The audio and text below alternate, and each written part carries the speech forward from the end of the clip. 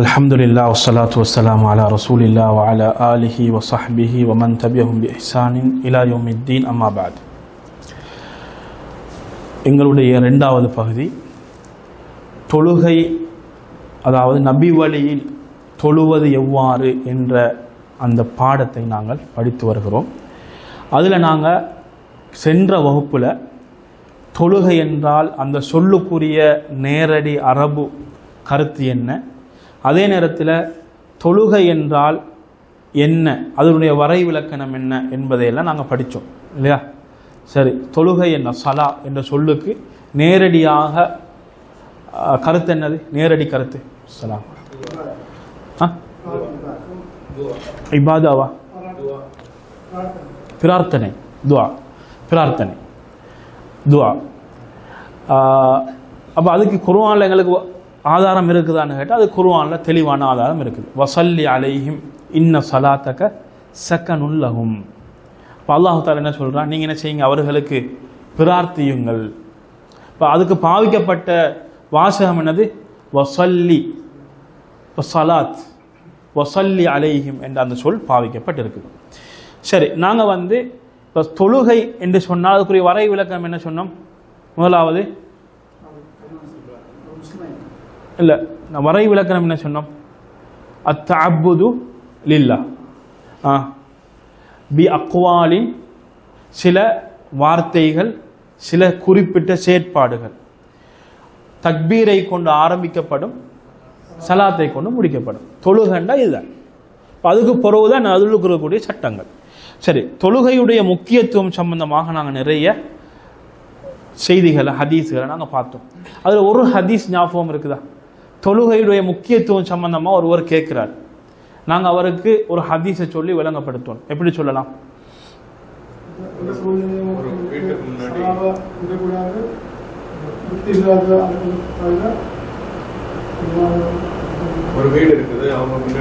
சரி, நீங்க சொல்றதும் சரி. நாங்கள் அந்த வகுப்புல ஒரு ஹதீஸ் ஒன்று பார்த்தோம், முக்கியமான ஹதீஸ். இன்ன பைனுர் ரஜுலி வஷ்ஷிர்கி வல் குஃப்ரி தர்கு ஸலா. என்ன அர்த்தம்? அது மிக முக்கியமான ஹதீஸ். இது தொழுகையுடைய மிக முக்கியமான ஹதீஸ்கள் உண்டு. என்ன அர்த்தம்? இன்ன பைன அர் ரஜுல், பாருங்க, பைன அர் ரஜுல், ஒரு ஆண், ஒரு மனிதனுக்கும் மத்தியில். அதே போன்று ஷிர்க் வல் குஃப்ர், இணை வைப்பு, இறை நிராகரிப்பு, இதுக்கு மத்தியில் இருக்கக்கூடியது வேலி என்னது? தர்கு ஸலா, தொழுகையை விடுவது. அப்ப தொழுகையை ஒருவர் விட்டுட்டாருண்டா அவரு அங்க பக்கம் பேசிடுவாரு. இப்ப நீங்க பாத்தீங்கன்னா அதிகமான உலமாக்கள் நாங்க சொன்னோம், இந்த ஹதீஸ் அடிப்படையாக வைத்து தொழுகையை வேணுமென்றோ அல்லது சோம்பேறித்தனமாகவோ, எப்படி சோம்பேறித்தனமாகவோ அவரு தொழுவது கட்டாயம் என்ற நிலைப்பாட்டில் இருந்து கொண்டு, நல்லா விளைக்கோங்க, இவர் கட்டாயம் இல்லைன்னு சொல்லலை, கட்டாயம் என்ற நிலைப்பாட்டில் இருந்து கொண்டு சோம்பேறித்தனமாகவோ பொடுபோக்காகவோ ஒரு வக்து தொழுகையை விடுவார் என்றிருந்தால் இவர் காஃபிராகி விடுவார் என்பது அதிகமான உலமாக்களுடைய கருத்து. இது ஒன்று. ரெண்டாவது நாங்கள் என்ன பார்த்தோம்? இதே இதில் உலமாக்கள் யாருமே சொல்லல எந்த ஃபர்ல செய்யலைன்னு சொன்னால் குஃப்ருன்னு. எதை மாத்திரம் சொல்லியிருக்கிறாங்க? தொழுகையே மாத்திரம். அவ்வளவுக்கு முக்கியமான ஒன்றாகவே இந்த தொழுகை காணப்படுகிறது. சரி, அப்போ இதில் நாங்கள் அப்படியே தொடராக நாங்கள் பார்த்துட்டு வந்தோம். அதில் நாங்கள் பார்த்த சில வசனங்கள், இன்ன சலாத்த காணத்தால் மோமினின கிதாபன் மௌகூத்தா, அதாவது நேரம் குறிப்பிடப்பட்ட ஒரு கடமையாக தொழுகை காணப்படுகிறது என்ற வசனத்தை பார்த்தோம். அதே போன்று நீங்கள் தொழுகையை பேணி பாதுகாத்துக் கொள்ளுங்கள். வஸ்ஸலாத்தில் உஸ்தா, நடுத்தொழுகையை, நடுத்தொழுகை என்றால் என்னது? அசர் தொழுகையை என்றதெல்லாம் நாங்கள் அப்படியே பார்த்துட்டு வந்தோம். அதே போல் நாங்கள் பார்க்க வேண்டிய பகுதி இதிலிருந்து நாங்கள் பார்க்கணும். இதுலண்டா அல்லாஹு தஆலா இந்த தொழுகையை நிலைநாட்டுவது, தொழுவது என்பது ஈருலக வெற்றியை தரக்கூடியது என்பது அல்லாஹு தஆலா திருமறையில் சொல்லுகிறார். எப்படி? முதலாவது வசனம் நாங்கள் பார்த்தோம், கத் அஃப்லஹ மன் தஸக்கா, யாரு தன்னை தூய்மையாக்கிக் கொள்கிறாரோ, தூய்மையாக்கிக் கொள்கிறன்னா எப்படி? கெட்ட நடத்தைகள், கெட்ட வார்த்தைகள், கெட்ட செயற்பாடுகள், இவைகள் அனைத்தை விட்டும் யார் தன்னை தூய்மைப்படுத்திக் கொண்டு வதகரஸ்ம ரப்பிஹி, அல்லாஹுவை நினைவுபடுத்திக் கொண்டு ஃபஸல்ல, அவர் தொழுகிறார். அவர் யாரு? கது அஃப்லஹ, வெற்றி பெற்று விட்டார். அதே போல கது அஃப்லஹல் மூமினூன், மூமின்கள் வெற்றி பெற்று விட்டார்கள். அல்லதீனஹும் ஃபீ ஸலாத்திஹிம் ஹாஷிஊன், யார் அவர்கள்? தொழுகையில் அச்சத்தோடு தொழக்கூடியவர்கள். அதே போல அல்லாஹ் தஆலா என்ன சொல்கிறான் திரும்பவும்? வல்லதீனஹும் அலா ஸலவாத்திஹிம் யுஹாஃபிதூன், அவர்கள் அவர்களுடைய தொழுகைகளை பேணி பாதுகாத்து தொழுவார்கள். இப்படி பேணி பாதுகாத்து தொழக்கூடியவர்கள் உலாயிக ஹுமுல் வாரிசூன், அவர்கள்தான் அனந்தரக்காரர்கள். அல்லதீன யரிசூனல் ஃபிர்தௌஸ், எதுக்கு அனந்தரக்காரர்கள்? ஜன்னத்துல் ஃபிர்தௌஸுக்கு அனந்தரக்காரர்கள். அல்லாஹும்ம ஜஅல்னா மின்ஹும். இல்லையா? அப்ப ஜன்னத்துல் ஃபிர்தௌஸ் என்பது சுவர்க்கத்தில் உயர்ந்தது. அதனுடைய முகடுன்னு சொல்லுவாங்களே, அது எதுவாக இருக்கும்? அர்ஷுர் ரஹ்மான், ரஹ்மானுடைய அரிசாக இருக்கும். அப்ப அவ்வளவுக்கு உயர்ந்த அந்த சுவர்க்கத்துக்கு அனந்தரக்காரர்கள் என்று சொல்லுகிறார். அவ்வளவுக்கு முக்கியமான தொழுகை என்பதை இந்த வசனங்கள் எமக்கு தெளிவுபடுத்தி கொண்டே இருக்கின்றன. சரி, அடுத்தது நீங்க பாருங்க, அல்லாஹு தஆலா என்ன சொல்கிறான்? மா சலகக்கும் ஃபீ சக்கர், சக்கர் என்ற நரகத்தில் ஒரு கூட்டம் இருப்பாங்க. அப்போ அங்கே கேட்கப்படும், நீங்கள் எப்படி இங்கே வந்தீங்க? அவங்க என்ன சொல்லுவாங்க? லம் நகு மினல் முசல்லீன், அவங்க என்ன சொல்வார்கள்? நாங்கள் தொழுபவர்களாக இல்லை, தொழுகையாளிகளாக இல்லை, தொழுகையை நாங்கள் விட்டு விட்டு தொழக்கூடியவர்களாக இருந்தோம், தொழுகையில் பேணுதல் இல்லாதவர்களாக இருந்தோம், தொழுகையில் கவனம் இல்லாதவர்களாக இருந்தோம், அல்லது தொழாமலுக்கே இருந்தோம். அப்ப இந்த நிலையில் இருக்கக்கூடியவர்களுக்கெல்லாம் அல்லாஹ் கொடுக்கக்கூடிய தண்டனை அல்லாஹு தஆலா இந்த இடத்திலே சொல்கிறான். சரி, அடுத்ததான் நீங்க பாருங்க, இந்த தொழுகையுடைய முக்கியத்துவத்தை விளங்கப்படுத்துகின்ற ஒரு செய்தி என்னென்றா, அல்லாஹு தஆலா லைலத்துல் இஸ்ரா, லைலத்துல் இஸ்ராண்டா இஸ்ரா மிஅராஜ் இல்லையா, அந்த இரவுல அல்லாஹு தஆலா இந்த தொழுகையை ஃபர்தாக்கினான். அப்ப அந்த நேரத்தில் எந்த ஒரு உதவியும் இல்லை ரசூல் ஸல்லல்லாஹு அலைஹி வஸல்லம் அவங்களுக்கு. ரசூல் ஸல்லல்லாஹு அலைஹி வஸல்லம் அவங்க இஸ்ரா மிஅராஜ் இரவு அல்லாஹ் இடத்துல போறாங்க, பெய்த்து அல்லாஹ் நேரடியாக கொடுத்த ஒன்று தான் தொழுகை. மற்ற ஃபர்துகள் எடுத்துக்கொள்ளுங்க, யார் மூலமாக? ஜிப்ரீல் அலைஹிஸ்ஸலாம் அவர்களின் மூலமாக அது கொடுக்கப்பட்டது. சரி, ஃபர்துகள்ல முதலாவது ஃபர்தாக்கப்பட்டது எது? தொழுகை. இப்போ பாருங்க, முதலாவது ஃபர்தாக பாருங்க, இப்போ இதனுடைய சிறப்புகளை பாருங்க, முக்கியத்துவத்தை பாருங்க. அல்லாஹு தஆலா நேரடியாக கொடுத்த ஃபர்துகள்ல உண்டு. ரெண்டாவது என்னது? முதலாவது ஃபர்தாக்கப்பட்டது. மூன்றாவது என்னண்டா, மக்காவுல முதலாவது ஃபர்லாக்கப்பட்டது என்னது? கடமையாக்கப்பட்டது தொழுகை. மக்காவுல வச்சு ஃபர்லாக்கப்பட்டன்னு சொன்னா முதலாவது தொழுகை தான். மற்ற எல்லாம் பிறகுதான், மற்ற எல்லாமே என்னது? ஹிஜ்ரத்துக்கு பிறகுதான். சரி, அதே நேரத்தில் அல்லாஹு தஆலா, அதாவது ரசூல் ஸல்லல்லாஹு அலைஹி வஸல்லம் அவர்கள் இதனுடைய முக்கியத்துவத்தை எப்படி விளங்கப்படுத்துறாங்கன்னா, உங்களோட பிள்ளைகளுக்கும் நீங்க செய்யுங்க, தொழுகையை பழக்குங்கன்றான். எந்த அளவுக்குண்டா, முரு அப்னாஅக்கும் பிஸ்ஸலா, நீங்க உங்களுடைய பிள்ளைகளுக்கு தொழுகையே உங்கள் வஹும் அப்னாஉ ஸப்இ, அவங்க 7 வயது அடைஞ்சிட்டாங்களா தொலை சொல்லி ஏவுங்க. அவங்க 10 வயசு அடைஞ்சும் அவங்க தொழலையா, அடிச்சாவது என்ன செய்யுங்க, நீங்க அவங்கள தொலை வைங்க. அதே நேரத்தில் வஃபர்ரிகு பைனஹும் ஃபில் மதாஜி, 10 வயது ஆகிவிட்டால் அவர்களுக்கு உறங்குவதற்கென தனி இடத்தை கொடுத்து விடுங்கள், உங்களோடு என்ன செய்ய வேண்டாம், உறங்க விட வேண்டாம் என்று ரசூல் ஸல்லல்லாஹு அலைஹி வஸல்லம் சொன்னாங்க. சரி, அதே போல நீங்க பாத்தீங்கன்னா இதனுடைய முக்கியத்துவத்தை இன்னும் உறுதிப்படுத்துகின்ற ஒரு பகுதி, அவ்வலுமா யுஸ்அலு அன்ஹுல் அப்து யௌமல் கியாமா ஸலா, கியாமத்து நாளையில ஒரு அடியான் முதலாக கேட்கப்படுவது எது? எது? தொழுகை. ஃபஇன் குபிலத், அந்த தொழுகை ஏற்றுக்கொள்ளப்பட்டு விட்டால், நல்லா விளைக்கோங்க வாசகங்களை. இப்போ ரசூல் ஸல்லல்லாஹு அலைஹி வஸல்லம் என்ன சொல்றாங்க? அவ்வளுமா யுஸ்அலு அன் அல் அப்து யோமல் கியாமத்தி அஸ்ஸலா. கியாமத்து நாளையில் ஒரு அடியான் முதலாவது கேட்கப்படுவது தொழுகை. ஃபஇன் குபிலத், அந்த தொழுகை ஏற்றுக்கொள்ளப்பட்டால் அப்படின்னா இவர் தொழுது இருப்பார். அந்த தொழுகையில் பேணுதல் இல்லாதவராக இருப்பார், தொழுகையில் பொடுபோக்கு செய்தவராக இருப்பார், தொழுகையில் நபி வழி தெரியாதவராக இருப்பார், சரியாக நபி வழியை பின்பற்றி தொழாதவராக இவருடைய தொழுகை இருக்கும். அப்ப ஃபஇன் குபிலத் குபில சாயிரு அமலிஹி, தொழுகை சீராகிவிட்டால் ஏற்றுக்கொள்ளப்பட்டு விட்டால் மற்ற ஏனைய அமல்கள் எல்லாம் ஏற்றுக்கொள்ளப்பட்டுவிடும். ஒயின் ருத்தத், தொழுகை நிராகரிக்கப்பட்டு விட்டால் வருத்த சாயிரு அமலிஹி, அவருடைய அனைத்து அமல்களும் என்ன செய்யப்பட்டுவிடும்?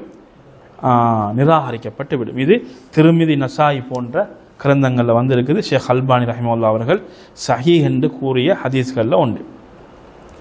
அப்போ இவ்வளவுக்கு முக்கியமான ஒன்றாகவே இது காணப்படுகிறது. இதனுடைய இன்னொரு முக்கியத்துவம் நீங்கள் பார்த்தீங்கன்னா, ரசூல் ஸல்லல்லாஹு அலைஹி வஸல்லம் அவங்களுடைய கடைசி நேரத்தில் சொன்ன சில முக்கியமான வசியத்துக்கள் ஒன்று என்னது? தொழுகை. எப்படி சொன்னாங்க? அஸ்ஸலாத் அஸ்ஸலாத் வமா மலக்கத் ஐமானுக்கும், தொழுகையை நீங்கள் பற்றி பிடித்துக் கொள்ளுங்கள், தொழுகையை நீங்கள் கவனமாக பேணி பாதுகாத்துக் கொள்ளுங்கள் என்று கடைசி வார்த்தையாக ரசூல் ஸல்லல்லாஹு அலைஹி வஸல்லம் அவர்கள் சொன்ன வார்த்தையாக இது இருந்து கொண்டு இருக்கிறது. சரி, இது தொழுகையுடைய முக்கியத்துவம் சம்பந்தமான ஒரு பகுதி.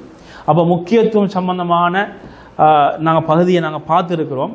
இப்போ தொழுகையுடைய முக்கியத்துவம் என்ன அப்படின்னு கேட்டால் என்ன பதில் சொல்லலாம்? சரி, நீங்கள் தொழுகைன்னு சொல்கிறீங்க தானே, அதனுடைய முக்கியத்துவத்தை கொஞ்சம் சொல்லுங்களேன்னு ஒருத்தர் கேட்குறாரு. கேட்டால் நாங்கள் படித்தோம். அப்போ அதை எப்படி சொல்லுவீங்க? ஒரு 2 முக்கியத்துவத்தை சொல்லலாமா? எப்படி சொல்லலாம்?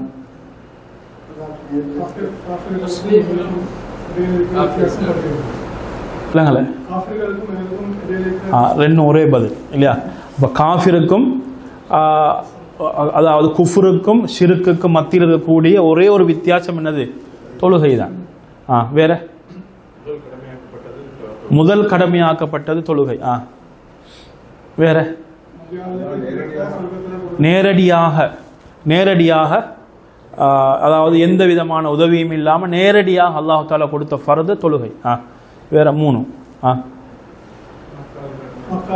மக்காவில் முதலாவது கடமையாக்கப்பட்டது. வேற மறுமையில் முதலாவது கேட்கப்படக்கூடியது தொழுகை. 2 × 5 பேய்த்தோம் இல்லையா? சரி, வேற குர்ஆன் வசனங்களையும் கொஞ்சம் டச் பண்ணலாம்.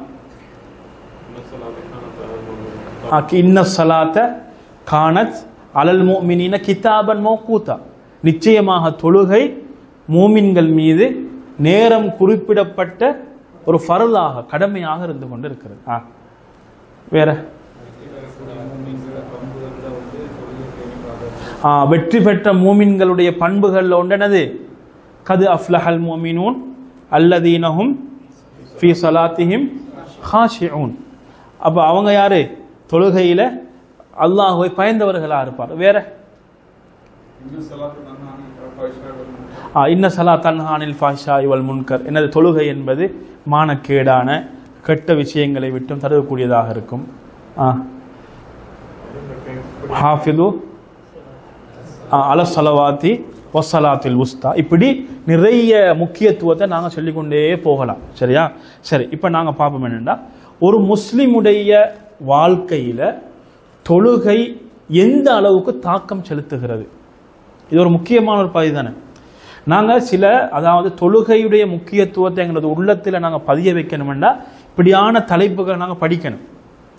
அப்போ என்னுடைய வாழ்க்கையில் தொழுகை எப்படியான மாற்றங்களை ஏற்படுத்துகிறது, தாக்கத்தை ஏற்படுத்துகிறது அப்படிங்கிறத நாங்கள் பார்த்தோம்னு கேட்டால், முதலாவது சந்தோஷம் ஏற்படுது. நீங்கள் நல்லா வச்சுக்கோங்க, நல்லா யோசிச்சு பாருங்கள். ஒரு நாள் நீங்கள் என்ன செய்கிறீங்க? ஃபஜ்ருக்கு ஜமாத்தோட ஃபஜ்ரு தொழுவுறீங்க, துஹர ஜமாத்தோட தொழுவுறீங்க, அசர ஜமாத்தோட தொழுவுறீங்க, இஷாவையும் ஜமாத்தோட தொழுவுறீங்க. இப்போ தூங்க போறீங்க. அன்றைய நாள் உங்களுக்கு எப்படி இருக்கும்? சந்தோஷமான ஒரு நாளா இருக்கும். உள்ளமெல்லாம் அப்படியே என்ன இருக்கும்? சந்தோஷம் நிறைந்த ஒரு நாளா இருக்கும். யாரை பார்த்தாலும் சந்தோஷமான வார்த்தைகள் தான் அவங்கள வாயிலிருந்து வரும். அவ்வளோக்கு ஒரு சந்தோஷம். அப்போ ஒரு மனிதனுடைய உள்ளத்தில் சந்தோஷத்தை ஏற்படுத்தக்கூடியது தொழுகை. அது நாங்கள் ப்ராக்டிக்கலாக எங்களுக்கு தெரியும். சரி, ரெண்டாவது என்னன்னா, தொழுகை என்பது ஒரு மனிதனை ஈமான்ல உறுதியாக வைத்துக் கொள்ளும். ஒருத்தன் தொழுகிறான்டா அவன் என்ன செய்கிறான்? அல்லாஹோட இணைந்து கொள்கிறான். அல்லாஹ்வின் பக்கம் அவன் விரைந்து சென்று விடுகிறான். அப்போ அவனுடைய ஈமான் உறுதியாக இருக்கும். அதே நேரத்தில் அவனுடைய பாவங்கள் என்ன செய்யப்படும்? மன்னிக்கப்படும். அப்போ அதில் நாங்கள் என்ன செய்யலாம்? சில ஹதீஸ்களை இவங்க குறிப்பிட்றாங்க. ஒன்று எங்களுக்கு தெரிஞ்ச ஹதீஸ், அபூ ஹுரைரா அறிவிக்கிறாங்க, ஒருவருடைய அரஐத்தும் லவ் அன்ன நஹரன் பிபாபி அஹதிக்கும், ஒருவருடைய வீட்டு வாயில்ல ஒரு ஆறு ஓடிக்கொண்டிருக்குது. அதில் அவர் என்ன செய்கிறாரு? 5 நேரமும் அவர் அதில் குளித்தால் அவருடைய உடம்புல ஏதாவது அழுக்குகள் மிஞ்சுமான்னு கேட்குறாங்க. இல்லை என்றான். அப்போ அதுக்கு ரசூல் ஸல்லல்லாஹு அலைஹி வஸல்லம் என்ன சொல்றாங்க? அப்படித்தான் ஒருவர் 5 நேரம் தொழுதால் அவருடைய பாவங்கள் என்ன செய்யப்பட்டுவிடும்? மன்னிக்கப்பட்டுவிடும். அதே நேரத்தில் ஒருவர் தொழுகையை பேணி பாதுகாத்து வந்தால் அவருடைய அதாவது கெட்ட பண்புகள், அவருடைய எண்ணங்கள், அவருடைய செயல்பாடுகள் எல்லாம் தொழுகை என்ன செஞ்சிடும்? அப்படியே கொஞ்சம் கொஞ்சமாக அவரை நேர்வழிப்படுத்திவிடும் என்ற குர்ஆன் வசனத்தையும் நாங்கள் பார்க்கலாம். சரி, அப்போ இதெல்லாத்தையும் பார்க்குற நேரத்தில் இன்னொரு முக்கியமான ஒரு பகுதி ஒன்று இருக்குது. என்ன தெரியுமா? ஒரு மூமினுடைய சக்தி, ஒரு மூமினுடைய வலு இந்த தொழுகை மூலமாகத்தான் இருக்கிறது. அதை அல்லாஹ் தஆலா தெளிவாக சொல்லுகிறான். எப்படின்னா, வஸ்தஈனு பிஸ்ஸப்ரி வஸ்ஸலா, அல்லாஹ் தஆலா கொடுக்கின்ற ஆயுதமாக சொல்லுகின்றது எது? பொறுமை, தொழுகை. அப்போ ஒரு மூமினுடைய சக்தி, அவனுடைய வலு இந்த தொழுகையிலும் பொறுமையிலும் இருப்பதாக அல்லாஹ் தஆலா குறிப்பிடுகிறார். அப்போ எங்களுக்கு இன்னொரு இன்னல் வந்தாலும், கஷ்டம் வந்தாலும், எங்களுக்கு சில நஷ்டம் வந்தாலும் நாங்கள் என்ன செய்யணும்? முதலாவது எங்கே போகணும்? தொழுகை. 2 ரக்காத்துக்கள். நாங்கள் 5 நேர தொழுகையை தொழுகிறோம்.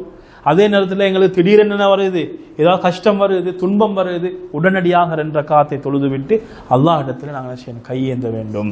ஏன்னா ரசூல் ஸல்லல்லாஹு அலைஹி வஸல்லம் அவர்கள் கூட ஏதாவது ஒன்று வந்துவிட்டால், எதிர்பார்க்காத ஏதாவது நடந்து விட்டால் அவங்க என்ன செய்வாங்க? தொழுகையின் பக்கம் விரைவார்கள் என்ற ஹதீஸ்களை நாங்கள் பார்க்கலாம். அப்போ இதெல்லாம் பார்க்குற நேரத்தில் தொழுகையை நாங்கள் சரியான முறையில் தொழணும். அப்போ தொழுகையை சரியான முறையில் தொழுதால்தான் இதெல்லாம் கிடைக்கும் என்றிருந்தால் நாங்கள் என்ன செய்யணும்? தொழுகையை நாங்கள் படிக்கணும். படிக்கணுமா இல்லையா? எப்படி படிக்கணும்? ரசூலுல்லாஹி ஸல்லல்லாஹு அலைஹி வஸல்லம் அவங்க எப்படி எங்களை தொழுது காட்டினார்கள் என்ற முறையை நாங்கள் தெளிவாக படிக்கணும். சரி, அதில் நீங்கள் பார்த்தீங்கன்னா அப்படி நாங்கள் படிக்கிற நேரத்தில் நாங்கள் முதலாவது தலைப்பாக நாங்கள் பார்க்க போகிறது ஷுரூத்து ஸலா, தொழுகையின் நிபந்தனைகள் அப்படின்னு ஒரு பகுதி. சரி, ஷரத்துன்னா என்ன?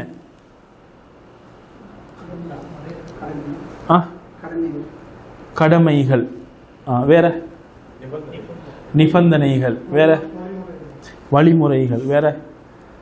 சரி, ஷரத்துன்னா நேரடியான கருத்து என்னது? நிபந்தனை. ஷரத்துன்னா என்னது? நிபந்தனை. ரைட். இப்போ நான் கேட்குறேன் கருத்து இல்லை. இப்போ நாங்கள் ஷரத்தின்றி நாங்கள் ஷுரூத்து ஸலான்னா நாங்கள் என்ன விளங்கிக்கிறோம்? ஷுரூத்து ஸலா அப்படின்னா நாங்கள் என்ன? அப்போ ஷரத்துன்ற அந்த அந்த வாசகத்தை வச்சு இது தொழுகையுடைய ஷரத்து என்கிறதால நாங்கள் என்னத்தை விளங்கியிருக்கிறோம்?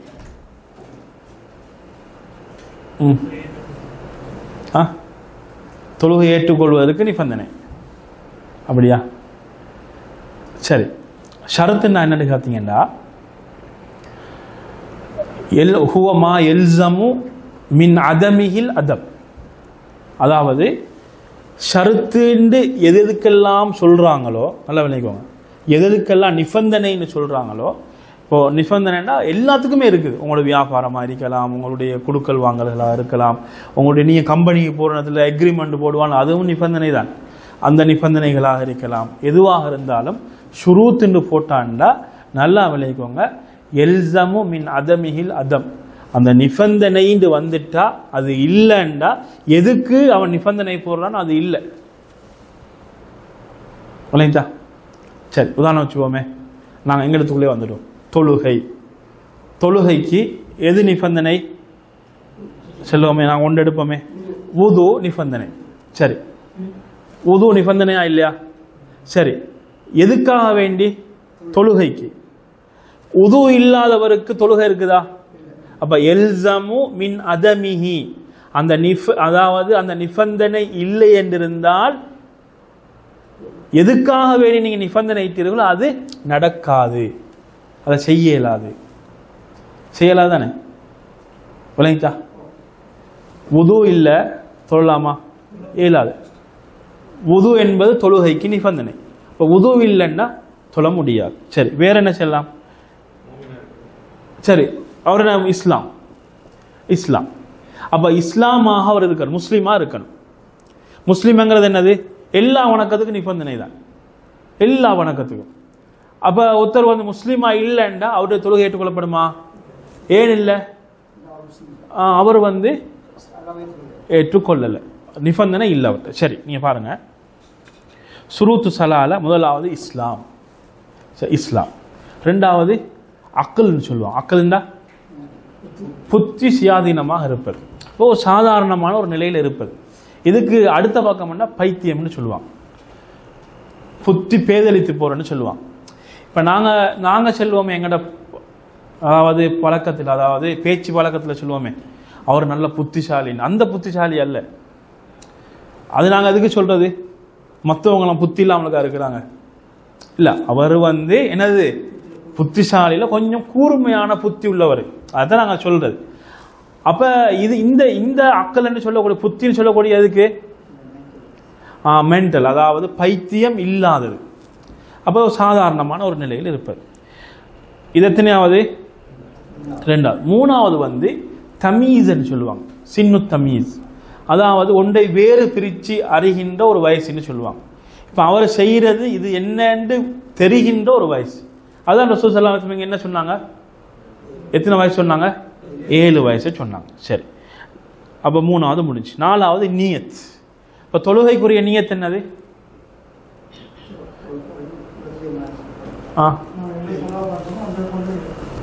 எப்படி நியத் வைக்கிறது? உள்ளத்திலையா? சரி, ஒன்று உள்ளத்துல வந்துட்டு. ரெண்டாவது, தொழுகைக்கு இப்ப துஹர் தொழ போறீங்க, எப்படி நியத் வைப்பீங்க? சரி, நியத் என்பது வந்து நிபந்தனையா இல்லையா? நிபந்தனை. சரி, இந்த நியத் என்றா என்னன்னு கேட்டா, உங்களோட உள்ளத்துல நீங்க என்ன வணக்கம் செய்ய போறீங்களோ, நீங்க என்ன தொழுகையை தொழ போறீங்களோ, அந்த தொழுகை உடைய எண்ணம் உங்களுடைய உள்ளத்துல வாழுது, அவ்வளவுதான். நீங்க என்ன செய்ய தேவையில்ல, வாயால மொழியணுமா, வாயால சொல்லணுமா, அப்படியெல்லாம் கிடையாது. சரி, எத்தனையாவது பார்த்தோம்? நாலாவது. அஞ்சாவது வந்து நேரம் வரணும். என்ன நேரம் வரணும்? தொழுகைக்கு, அந்தந்த தொழுகைக்குரிய நேரம் வரணும். ஒருவர் என்ன செய்யறாரு, சுபோ தொழுதுட்டு பார்க்கிறாரு, டைமிங்கு தான், லோஹரையும் தொழுதுடுவோம், சரி வருமா? சரி வராது. அதே போல என்ன செய்யறாரு, லோஹரை தொழுதுட்டு அசரையும் செய்து தொழுதுடுவோமே, டைம் அது இது யாருக்கு ஏனும்? அது ஒரு பிரயாணியாக இருந்தால் அது வேற எது காரணம், இது ஒரு காரணமும் இல்லை, டைம் வாரத்துக்கும் தொலை பார்க்கிறார், இவர் தொழுவது கூடுமா? கூடாது. அப்ப துஹுலுல் வக்த். ஆறாவது வந்து தஹாரா, சுத்தம், உது, அதாவது உது கட்டாயமானவருக்கு உது, குளிப்பு கட்டாயமானவருக்கு என்ன செய்யணும்? குளிச்சு கொள்ள வேண்டும். அதே போல ஏழாவது வந்து அவுரத், அதாவது மறைக்க வேண்டிய பகுதி என்ன செஞ்சு கொள்ளணும்? மறைச்சு கொள்ள வேண்டும். சரி, அதே போல வந்து எட்டாவது வந்து நஜீஸ். என்ன செய்யணும்? நஜீஸ் ஏதாவது ஒன்று உங்களுடைய ஆடையிலேயோ அல்லது உடம்பிலேயோ அல்லது நாங்கள் தொழக்கூடிய இடத்திலேயோ இருந்தால் அந்த இடத்தை என்ன செய்ய வேண்டும்? நாங்கள் துப்புரவு செய்து கொள்ள வேண்டும். ஒன்பதாவது வந்து கிபிலாவை முன்னோக்குவது. என்ன செய்யறது? கிபிலாவை முன்னோக்கி தொழுவது. இப்போ மொத்தம் எத்தனை இருக்குது? 9 நிபந்தனைகள் நாங்கள் சொன்னோம். இதில் நிறைய நிபந்தனைகளை நாங்கள் பல வகுப்புகளை நாங்கள் படிச்சிருக்கிறோம் என்பதனால நாங்கள் என்ன செய்ய தேவையில்லை, அதை தொடர்ந்தும் பார்த்துக்கொள்ள தேவையில்லை. சரி, இப்போ தொழுகையுடைய நிலைகள் என்ன அப்படின்னு கேட்டால் என்ன சொல்லுவீங்க? ஒரு ரக்காத்துடைய நீ எப்படி தொழ போறீங்களோ அந்த தொழுகையிற நிலைமை. நிலைகள்னா நீங்க என்ன செய்வீங்க? ஓ கியாம் இல்லையா? கியாம். அதுக்கு பிறகு ருக்கு, சுஜூது, அது பிறகு தஷஹுது, அது பிறகு சலாம். ஒரு ஒரு ரக்காத்தை நாங்கள் படிச்சுட்டோம்னா அதே போல தான் மற்ற எல்லாமே. சரி, அர்கானு சலான்னு ஒரு பகுதி இருக்குது. இப்போ நாங்கள் என்ன படித்தோம்? ஷுரூத்து சலா எத்தனை இருக்குது? மொத்தம் 9 நாங்கள் படித்தோம். இப்போ அர்கானு சலா. அர்கானு சலான் என்னது? அர்கான்டா என்னது? நாங்கள் ஏற்கனவே போன வகுப்பில் நாங்கள் சொன்னோம் அர்கானு சலான்டா என்னது.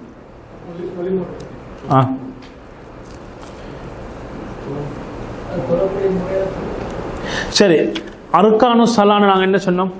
அர்கானுல் ஈமான் எத்தனை? அர்கானுல் இஸ்லாம் 5. சரி, அர்கானுல் இஸ்லாம் நாங்கள் என்னத்துக்கு சொல்றோம்? அப்ப இங்கிலீஷால வருது. சரி, சும்மா நீங்க யோசிச்சு ஏன் அர்கான்? கடமை, தூண், சரி, பில்லர், என்ன சரின்னு சொல்லுங்க. ஏன் அர்கான் சொல்றது? ரைட். என்ன தெரியுமா? இதுதான் விளங்க. என்னண்டா, நாங்க எதுக்கு அர்கான் சொல்றோமோ அதனுடைய பகுதிகள் தான் அர்கான். அர்கானுல் இஸ்லாம் எத்தனை? 5.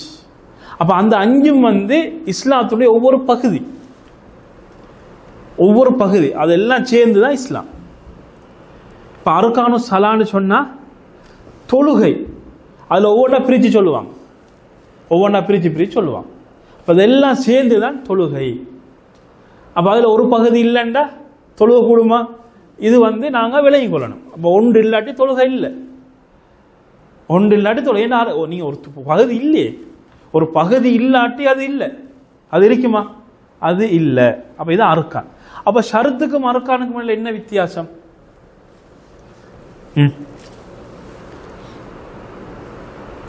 என்ன வித்தியாசம்? சும்மா உங்களுக்கு விளங்கின ஒரு வித்தியாசம் உண்டு.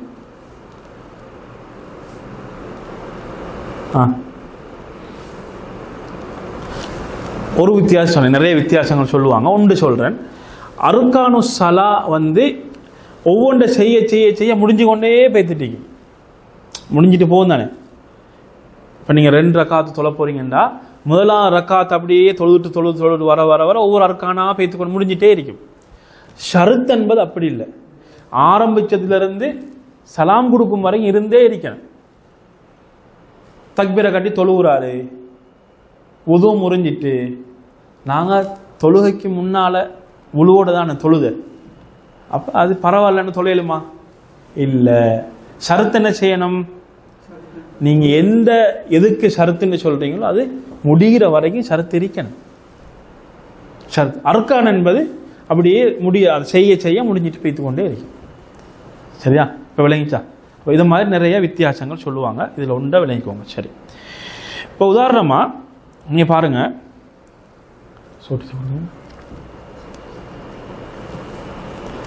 மேய்ச்சைக்கிளி.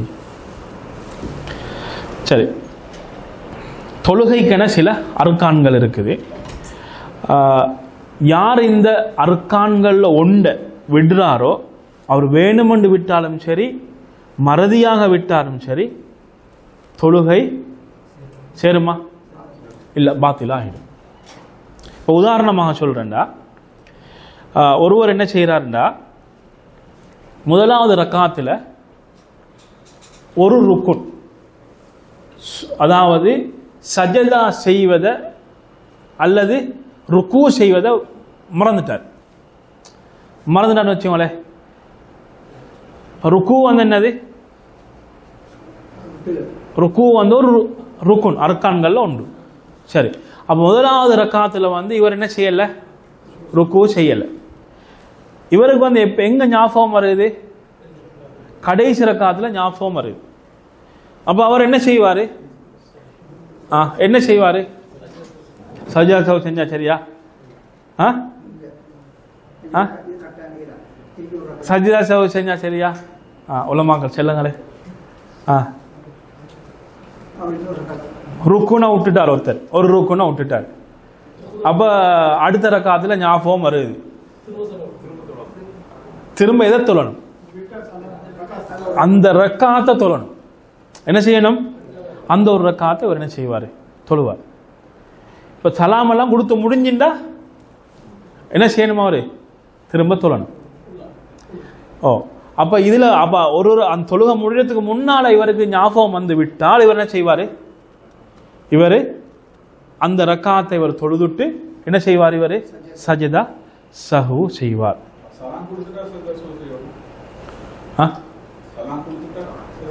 இல்லை இல்லை, சலாம் கொடுக்கறதுக்கு முன்னால் செய்வார்.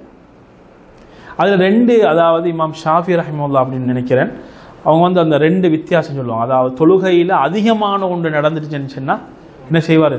சலாம் கொடுத்ததுக்கு பின்னாலேயும், அதாவது தொழுகையில் குறைபாடு நடந்து விட்டால் சலாம் கொடுத்ததுக்கு முன்னாலும் சொல்லி பிரித்து சொல்லுவாங்க.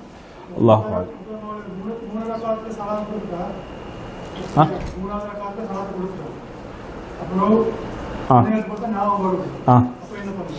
அப்படி ஒன்று ரசூல் ஸல்லல்லாஹு அலைஹி வஸல்லம் அவங்களும் நடந்துச்சு. அப்போ என்ன செய்யணும்? இவர் ஒரு ரக்காத்து தான் போதும். ஒரு ரக்காத்து என்ன செய்வார்? அதாவது இவர் என்ன செய்கிறாருண்டா 4 ரக்காத்துள்ள ஒரு தொழுகை, இவர் 3 ரக்காத் தொழுதுட்டு சலாம் கொடுத்துட்டாரு. அப்போ ஒன்றோ இவருக்கு ஞாபகம் வருது, அப்படி இல்லைண்டா பக்கத்தில் வைக்கிறவங்க சொல்லி காட்டுறாங்க, நீங்கள் என்ன செஞ்சீங்க? ஒரு ரக்காத்தை மிஸ் பண்ணிட்டீங்க அப்படின்னு சொல்லி சொன்னால் அப்போ அவர் என்ன செய்வார்? ஒரு ரக்காத் என்ன செய்வார்? எழும்பி தொழுது கொள்வார். தொழுது கொண்டா சரி சரி. அப்போ அர்கானு